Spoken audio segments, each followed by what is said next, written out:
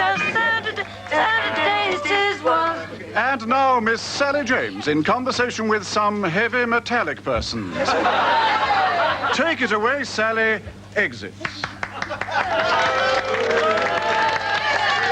Big welcome to TISWAS to Iron Maiden, to Steve, Clive and Bruce. Nice of you to come along and see us. Steve, just let's quickly run through the history of Iron Maiden, because you formed the group sort of 1977 when heavy metal wasn't quite so in vogue as it is now, was it? Actually, it was a little bit before that. Was about it? 76. Yeah. So it was just before the punk thing was sort of coming in. And you we had a real lot of trouble getting work, you know, sort of during the punk times and that, you know. A few people tried to pressurise you into changing into a punk band, didn't they? Yeah, there's a couple of record companies which I won't name who sort of asked us to cut our hair and that, and so we said, well, I won't tell you what we said, but thank you we for said that. no anyway. You said no, right, in the nicest possible way. Clive, you, of course, joined about 1979. Yeah. The tide was turning and you had quite a bit of success.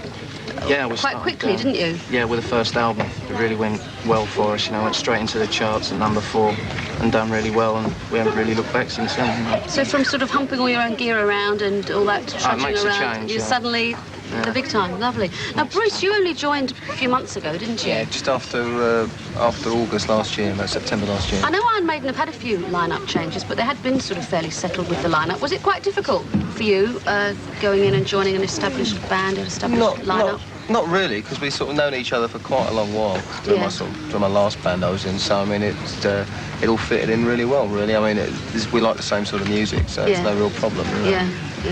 Now, last year you did a thing called the Killer Tour, which was very appropriately named because you did something like, what was it, 120 gigs in how many months?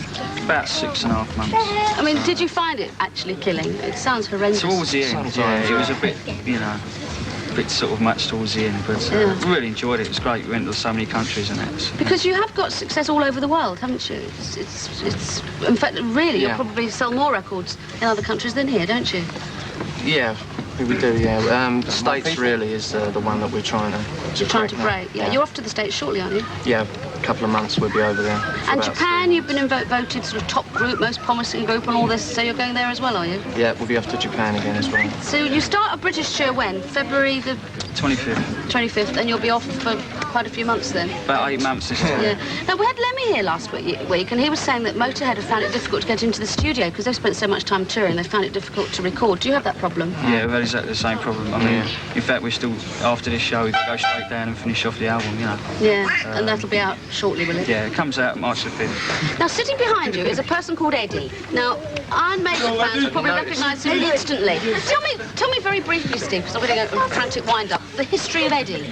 Well, we used to have this backdrop when we was playing the pubs with this little wedge we built. And had blood come out the mouth and this sort of thing. Then we built another one, and it was a bit bigger, with lights come out the eyes and smoke.